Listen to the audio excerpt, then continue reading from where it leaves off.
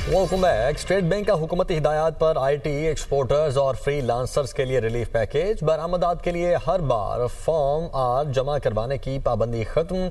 Exporters को अब सिर्फ वन टाइम डिक्लेरेशन जमा करवाना होगा, जबकि गैर मुल्की अदायगियाँ एक वर्किंग डे में प्रोसेस हो जाएंगी। फॉर्म R की हद बढ़ाकर $25,000 कर दी गई है।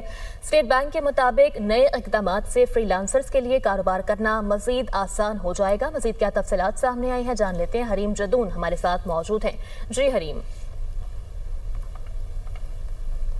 देखिए, स्टेट बैंक ने बड़ी इस्लाहात का ऐलान कर दिया है IT एक्सपोर्टर्स और फ्रीलांसर्स के लिए, यानी कि अब फ्रीलांसर्स और IT एक्सपोर्टर्स को बाहर से पैसे मंगवाना उनके लिए बहुत आसान हो चुका है। अब पहले जब बाहर से पैसे मंगाए जाते थे, यानी फॉरेन रेमिटेंस फॉर्म होता है, तो वो बार बार फॉरेन रेमिटेंस फॉर्म भरना पड़ता था। अब उस फॉर्म को भरने का एक ही दफ़ा जो है वो काफ़ी होगा, डॉक्यूमेंटेशन जो है वो एक ही दफ़ा के लिए काफ़ी होगी, यानी कि फॉर्म बार बार नहीं भरना पड़ेगा। इसके साथ साथ पहले आप $10,000 तक पैसे जो है वो बाहर से मंगा सकते थे, लेकिन अब उसकी हद $25,000 तक जो है वो कर दी गई है। इसके साथ साथ ये भी बताया गया है कि अब प्रोसेस को बड़ा आसान कर दिया गया है, यानी कि जो बैंक्स हैं उनके अंदर एक ही दिन के अंदर डॉक्यूमेंटेशन का प्रोसेस और पैसे आने का प्रोसेस जो है उसको मुकम्मल किया जाएगा। इससे IT एक्सपोर्ट्स जो है वो बढ़ेंगी। $3 अरब से तजावुज कर चुकी हैं इस वक्त IT एक्सपोर्ट। स्टेट बैंक के इस बड़े ऐलान के बाद अब मजीद फ्रीलांसर जो हैं उनके लिए काम करना आसान हो चुका है।